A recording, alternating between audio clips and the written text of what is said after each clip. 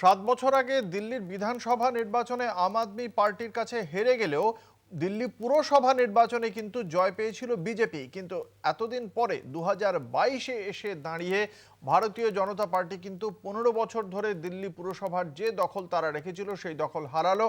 আজকে নির্বাচনের দিল্লি পুরসভা নির্বাচনের ফলাফল ঘোষণা হয়েছে, তাতে 250টি আসনের মধ্যে ম্যাজিক ফিগার 126 পার করেছে আপ। 134টি আসনে জয়ী হয়েছে আপ। অন্যদিকে ভারতীয় জনতা পার্টি পেয়েছে 104টি আসন, যেখানে কংগ্রেস অবশ্য এই লড়াইয়ের মাঝখানে কখনোই ছিল না। তারা 9টি আসনে মাত্র জয়লাভ করতে পেরেছে, বাকি অন্যান্যরা 3টি আসন পেয়েছে। এই পুরো ভোটে আপই দিল্লি পুরো ভোটের পুরো বোর্ড গঠন করতে চলেছে। মেয়রও তাদের পক্ষ থেকেই থাকবে, ফলে সেই জায়গা থেকে আপের কাছে এটা একটা বড় জয়। এবং গুজরাট নির্বাচনের ফলাফল ঘোষণার আগে দিল্লি বিজেপির কাছে নিঃসন্দেহে একটা বড় ধাক্কা। দিল্লির কর্তৃত্ব নিয়ে অবশ্যই সেক্ষেত্রে প্রশ্ন উঠবে যে একেবারে কেন্দ্রীয় সরকারের নাকের ডগায় দিল্লি পুরসভা নির্বাচনে এভাবে হার অবশ্যই একটা গুরুত্বপূর্ণ বিষয়। কি বলছেন এই জয়ের পর দিল্লির মুখ্যমন্ত্রী আপের নেতা অরবিন্দ কেজরিওয়াল, শোনাবো। हमने अहंकार किया तो ऊपर वाला जनता माफ करे ना, ऊपर वाला कभी माफ नहीं करेगा। आपके पतन पक्का है। उसके बाद भारत माता की कोई अहंकार मत करना। अगर हमने अहंकार किया तो ऊपर वाला जनता माफ करे ना, ऊपर वाला कभी माफ नहीं करेगा। आपके पतन पक्का है। उसके बाद भारत माता की। আমাদের সঙ্গে রয়েছেন আমাদের প্রতিনিধি नीरज ठाकुर। नीरजের কাছ থেকে জানবো এই জয় সম্পর্কে। नीरज जी, आपसे ये जानना चाहेंगे, ये जो विक्ट्री हुआ है आम आदमी पार्टी का, एकदम दिल्ली में जब बीजेपी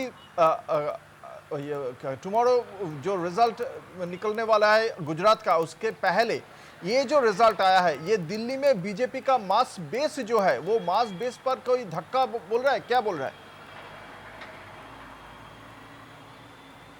जी देखिए, ये बड़ा एक्सपेक्टेड है क्योंकि एग्जिट पोल में भी जो प्रचंड बहुमत जो था आपको दिखाया जा रहा था, लेकिन खैर एग्जिट पोल के हिसाब से ये नहीं आया है। लेकिन क्लियर कट मेजॉरिटी जो है आम आदमी पार्टी को मिल चुकी है, यानी जो एक जादुई आंकड़ा है 125 सीट का, वो छू चुके हैं। और अभी 133 या 34 सीटें जो है आम आदमी पार्टी की टोटल जो है वो लीड दिखा रही है, यानी कि अभी जो 7-8 सीटों का और काउंटिंग अभी बाकी है, उसमें आम आदमी पार्टी आगे चल रही है। और बीजेपी ने भी 100 का आंकड़ा छू लिया है। लेकिन जो एग्जिट पोल में दिखा रहे थे कि 170 के आसपास in the exit poll it was a clean sweep for AAP. Neeraj ji, in exit poll it was a clean sweep for AAP, but there are 7 assembly seats in Delhi. So is it a big jolt to the BJP mass base of assembly seats in Delhi? जी बिल्कुल, देखिए BJP के लिए बहुत बड़ा झटका है। 15 साल से एमसीडी में बीजेपी जो थी वो रूल में थी, और ये 15 साल का एंटी इनकम्बेंसी और तमाम जो दूसरे मुद्दे थे उनको आपने भुनाया है। और 130 से ज़्यादा सीटें, यानी कि 100 जो बहुमत से कुछ सीटें ज़्यादा एक तरह से आप जीती है। लैंडस्लाइड विक्ट्री नहीं है, लेकिन मेजॉरिटी इस वक्त आम आदमी पार्टी के साथ है। और बीजेपी के 100 सीटें जीतने में कामयाब रही है, लेकिन सरकार उनके हाथ से जो एमसीडी में लोकल बॉडी इलेक्शन में वो जा चुकी है। बीजेपी के लिए एक बड़ा झटका है। कल 2 राज्यों के चुनाव की जो गणना है कल वो होगी, और उसमें भी सामने आएगा कि क्या है। जहां दोनों राज्यों में जो एग्जिट पोल थे उसमें ये कहा गया कि गुजरात में लैंडस्लाइड विक्ट्री जो है वो बीजेपी की है, और हिमाचल में कांटे की टक्कर बताई जा रही है। लेकिन कल ये साफ होगा कि जिस तरह से आज एग्जिट पोल में उस तरह की परिणाम नहीं है जैसे दिखाए जा रहे थे। लेकिन हाँ, आम आदमी पार्टी की जीत बताई गई थी, और आम आदमी पार्टी आराम से जो बहुमत का आंकड़ा है उसको छू लिया है। नीरज जी, और एक चीज आपसे आपके पास जानना चाहेंगे। Previously BJP was saying that AAP Aam Aadmi Party is in the power due to their dole politics, but BJP is not following the dole politics in the national arena.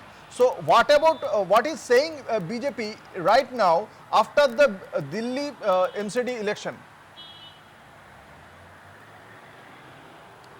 जी देखिए, बिल्कुल ये जो आरोप आम आदमी पार्टी पे अंकुर लगाए गए थे बीजेपी की तरफ से, कि वो फ्रीबीज बांट रही है लोगों को लुभाने के लिए। लेकिन दूसरी तरफ बीजेपी ने भी इस तरह की कई घोषणाएं कर रखी थी चुनावों में, आम आदमी पार्टी की तरह ही। और लेकिन इस बार दिल्ली में आम आदमी पार्टी ने सफाई को मुद्दा बनाया था। दिल्ली के जो एंट्रेंस है, जब पंजाब की तरफ से आते हैं, वहाँ दो बहुत बड़े बड़े पहाड़ हैं जो कचरे से बने हैं, उनको माउंट गार्बेज भी कहा जाता है, जो कई सालों से बनते जा रहे थे, उसको मुद्दा बनाया था। दिल्ली की गलियों को, साफ सफाई को मुद्दा बनाया था। और जाहिर है कि लोगों को पहले काफ़ी, जैसे बिजली पानी से राहत आप सरकार ने दी थी, तो आम आदमी पार्टी का एक पर्टिकुलर वोट बैंक बन चुका है। एक वोट बैंक ऐसा तैयार हो चुका है जो बिजली पानी को लेकर आम आदमी पार्टी के साथ जुड़ा हुआ है, और वो लोग बिल्कुल इंटैक्ट रहे, उनके वोट बैंक के तौर पर जुड़े रहे, जो बीजेपी की तरफ उन्होंने रुख नहीं किया। और दूसरी तरफ बीजेपी से नाराजगी आम आदमी पार्टी के लिए वरदान साबित हुई। 15 साल एमसीडी में बीजेपी थी और लोगों की नाराजगी थी कई सारे मुद्दों को लेकर, वो आम आदमी पार्टी भुनाने में कामयाब रही। শুক্রিয়া, बहुत बहुत শুক্রিয়া। আমাদের সঙ্গে ছিলেন নীরজ ঠাকুর নয়াদিল্লি থেকে। যে তথ্য নীরজ তুলে ধরলেন, যে এই যে ভোটে যেখানে বারংবার বলা হচ্ছিল যে এটা আম আদমি পার্টি এই যে পাইয়ে দেওয়া রাজনীতি, এবং বেশ কিছু জায়গায় তারা যেরকমভাবে যে ডোল পলিটিক্সের কথা বারংবার বলা হচ্ছিল, রেওড়ির কথা বলছিল ভারতীয় জনতা পার্টি, সেই জায়গা থেকে কিন্তু এটা একটা বড় জয়, সন্দেহ নেই।